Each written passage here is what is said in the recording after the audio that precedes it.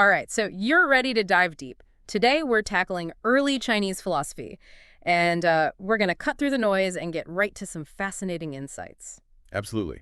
We're focusing on a group that's come to be known as the School of Names. Mm. But as we'll see, that name might be a bit misleading. Yeah, from what I've read, it sounds like more of a label slapped on later by historians rather than an actual organized school. Right, you hit the nail on the head. We're talking about a bunch of thinkers who were active, probably around the 4th and 3rd centuries BC, and they were really interested in language, logic, how our words connect to the world. But they weren't just armchair philosophers, right? Our sources mention some of them were involved in politics, like advisors to rulers and stuff. Oh, absolutely. They were definitely engaged with the real world. But yeah, the Han Dynasty historians, looking back, they kind of lumped them together based on this shared interest in names and argumentation. And that's where this school of names label, Mingjia, comes from.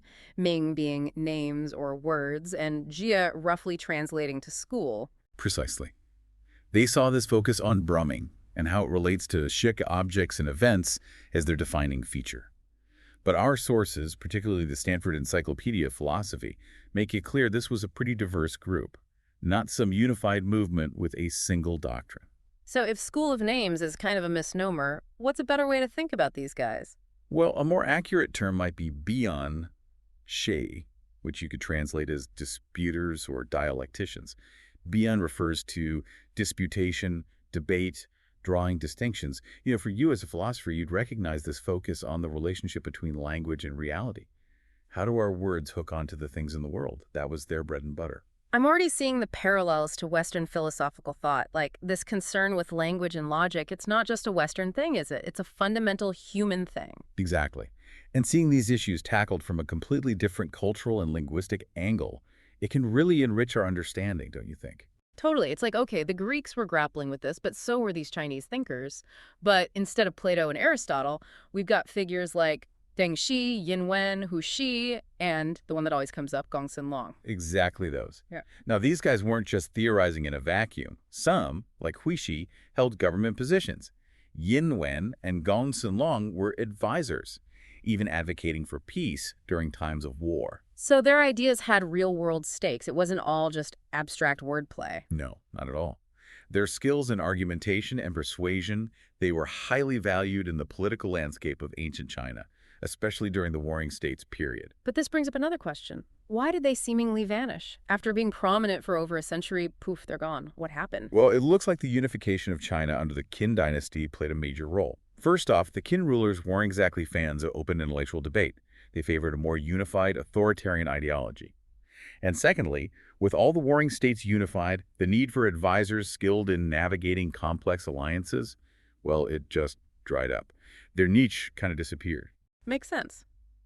Okay, so we've got a handle on who these disputers were. Now let's get into the nitty-gritty. What exactly was Dibian, this disputation they were so famous for? Well, it was a form of public debate, often happening in royal courts. Yeah. And it drew on legal arguments and the rhetoric of persuasion.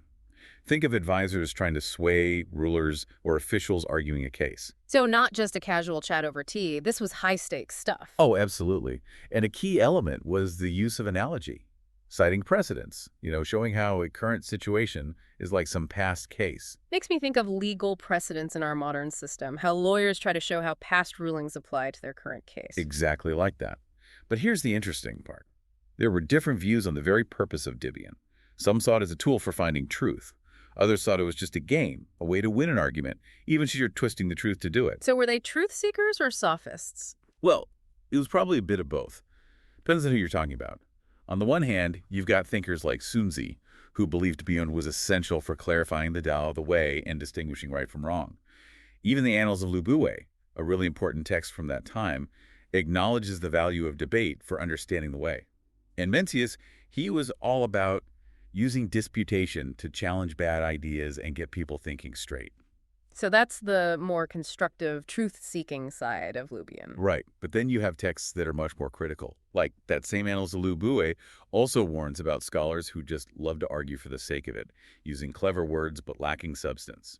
winning the argument, but not actually persuading anyone or getting closer to the truth. Sounds like they were worried about what we might call sophistry that focus on winning at all costs, even if it means playing fast and loose with logic. Exactly that. Oh. And C. McKean, the guy who actually gave us the School of Names label, he was pretty harsh on them too. He accused them of getting so caught up in names that they lost sight of human emotions and real issues. So it's this tension between seeking truth and just being clever with words.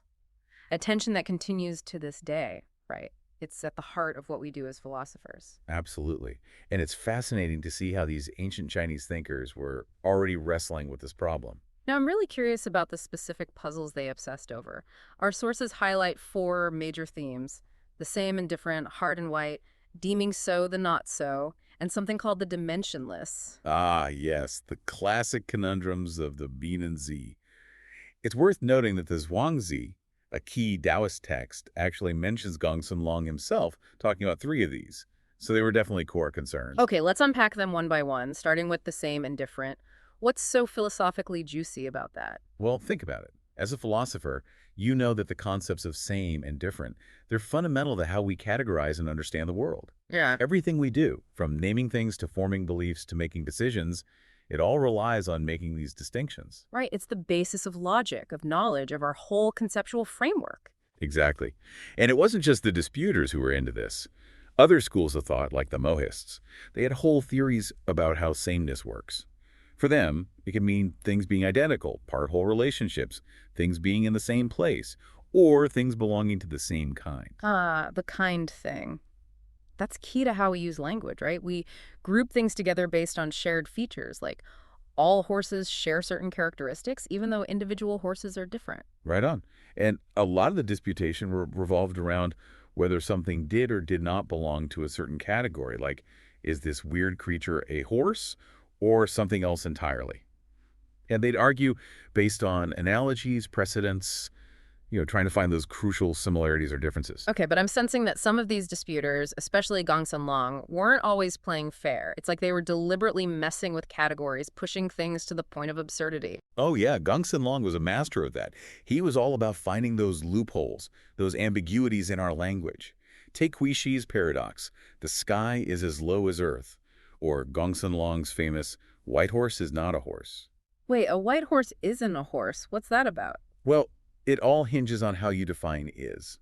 He's playing with the difference between being a member of a category and being identical to the whole category. Mm. A white horse is definitely a type of horse, but it's not the same as every horse that exists. Oh, I see. It's like saying a square is a rectangle, but a rectangle isn't necessarily a square. Exactly.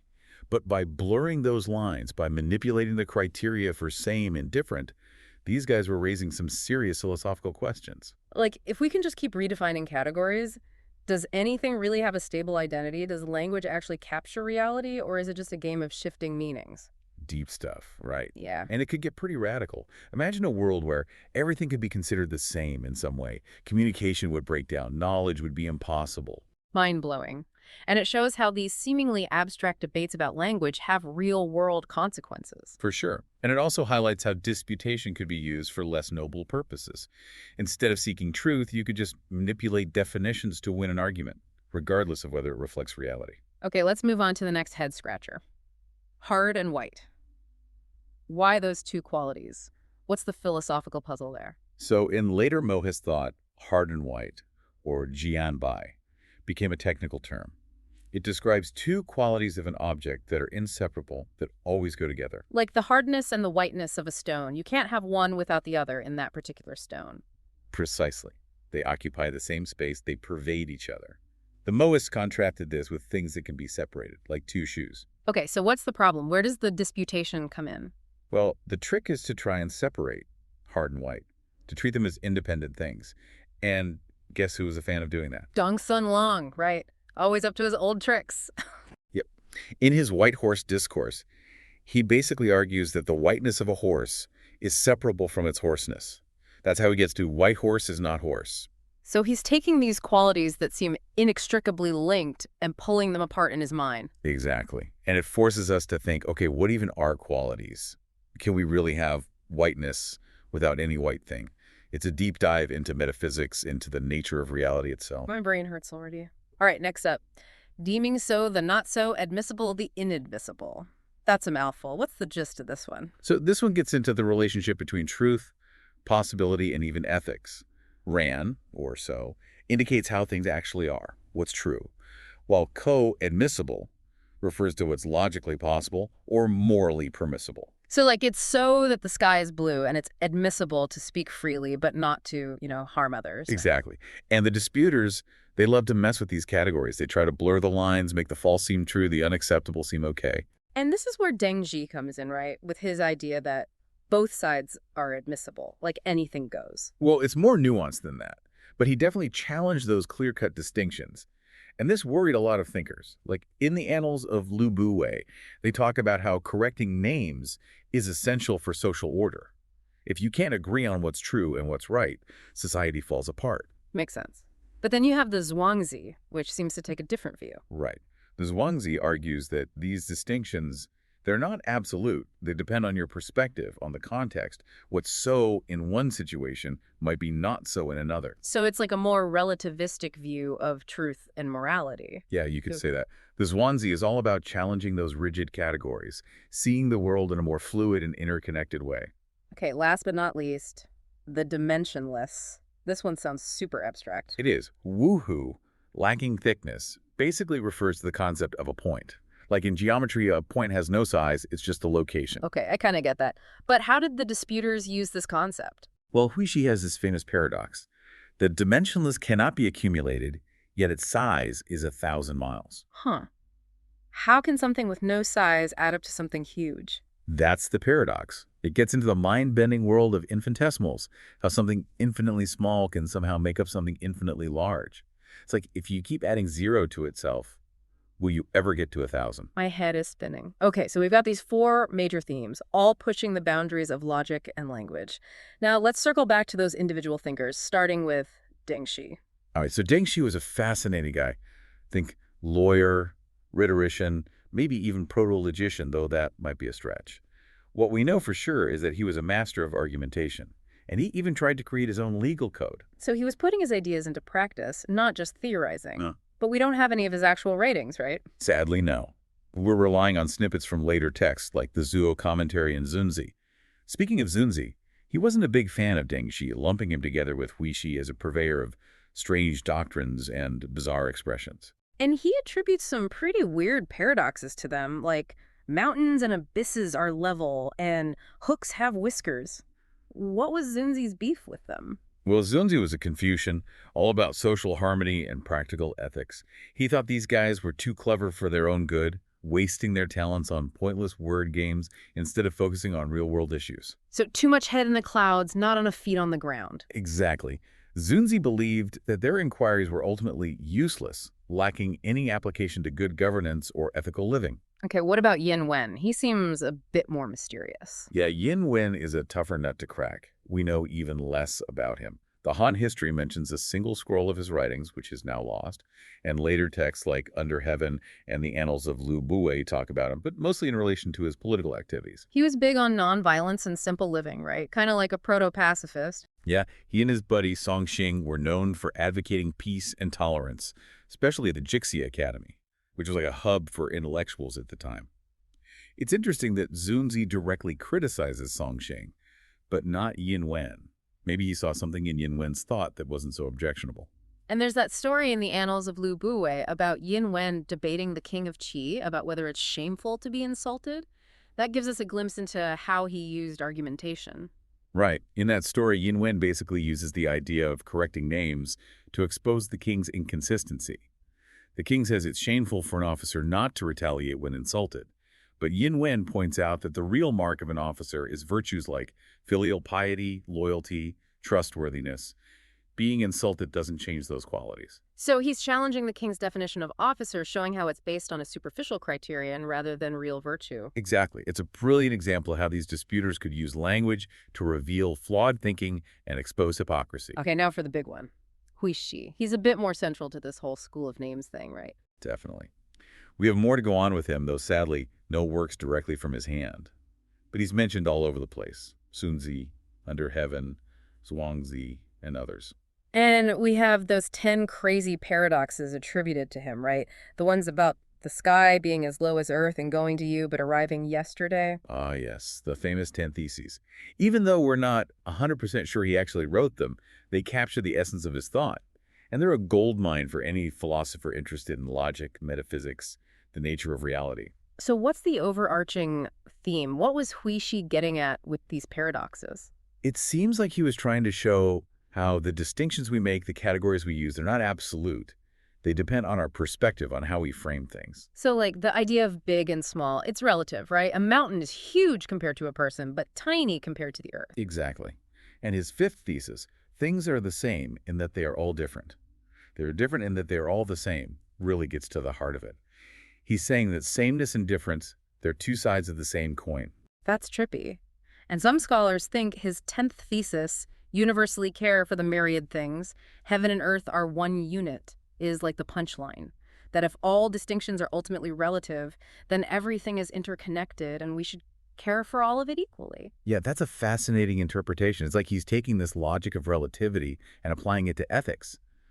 But it's definitely open to debate. It all sounds very Taoist to me, this idea of interconnectedness and transcending dualistic thinking. There are definitely echoes of Taoism in Huishi's thought. But his approach is more logical, more argumentative. He's trying to prove his point through reasoning and paradox, whereas Taoism tends to be more intuitive, experiential. Okay, finally, let's wrap up with Gongsun Long, the white horse is not a horse guy. Ah, yes, Gongsun Long. A clever fellow, known for his wordplay and his ability to spin arguments in unexpected ways.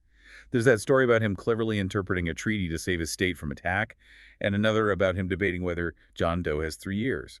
It's like he enjoyed playing with language just to see what he could get away with. Sounds like he was having a bit too much fun with logic. But was he a serious philosopher or more of a court jester? That's the million-dollar question. Some scholars think he was more of an entertainer, someone who used sophistry for amusement rather than to arrive at any profound truths. But we do have that one surviving text, the White Horse Discourse, which is considered genuine, and it's been endlessly debated. Oh yeah, that dialogue is a real head-scratcher. People have been trying to figure out what Gongsun Long was really up to for centuries. Was he making a point about universals and particulars? Was he exploring the difference between kinds and individuals? Was he just messing with us? Yeah, he definitely uses some tricky tactics in that dialogue. Like he separates the color of a horse from its shape, arguing that horse refers only to shape. Right, that whole separating hard and white thing again. And he plays fast and loose with the word is, sometimes using it to mean is a member of, and other times to mean is identical to. Yeah, he's all about exploiting ambiguities in language. But later thinkers, like Zunzi, called him out on this. Zolnti pointed out that language has levels of generality. Horse is a broader term than white horse. Gongsun Long seemed to ignore this hierarchy to make his arguments work. So he's playing a different game than Zunzi. Zunzi is all about clarity, about using language to uphold social order. Gongsun Long is more like, let's see how far we can push the boundaries of meaning, even if it leads to paradox. Precisely. And this brings us to the Taoist critique, particularly in the Zhuangzi. Yeah, the Zhuangzi has a lot to say about these disputers, especially Huishi and Gongsun Long. It's critical, but not entirely dismissive. Right. The Zhuangzi recognizes their intelligence, but ultimately sees their methods as missing the mark. They're too focused on rigid distinctions, on winning arguments. They're trapped in the obscurity of hard and white, as the Zhuangzi puts it. So what's the Taoist alternative? Instead of getting bogged down in abstract debates, the Zhuangzi advocates for a more flexible, intuitive understanding. It's about seeing the interconnectedness of all things, the way categories blur and shift depending on the context. It's about going with the flow, adapting to the situation, not getting stuck in rigid thinking. Exactly. The Zhuangzi even critiques the all-is-one view if it becomes too rigid. It's about seeing the myriad ways things can be the same and different without getting attached to any fixed view. So a more pragmatic, experiential approach to understanding reality. Fascinating stuff. It is, isn't it? And it shows how even these ancient debates about language and logic have something to teach us today about how we think and how we relate to the world. Well, that wraps up our deep dive into the so-called School of Names. It's been quite a journey. It has. We've explored the intricacies of Banlikin, the art of disputation, and how these thinkers used it to challenge our assumptions about language, logic, and reality. We've met some fascinating characters. Deng Xi, the legal reformer, Yin Wen, the peace advocate, Hui Shi, the master of paradox, and Gongsun Long, the word-twisting enigma. And we've seen how these thinkers, though often lumped together, actually held a diverse range of views. Some sought truth through disputation, while others seemed more interested in cleverness for its own sake. And we've encountered critiques from Confucianism, which valued practical ethics and social harmony, and Taoism, which emphasized a more fluid and intuitive understanding of the world. So much rich material to ponder. Indeed. And for you, our listener, I'd leave you with this. What can we learn from these ancient Chinese disputers today? How do their ideas connect to contemporary debates in philosophy, in linguistics, in our everyday lives? How do we balance the need for clear categories with the recognition that reality is complex and ever-changing? It's a question we're thinking about. Thanks for joining us on this deep dive. Until next time.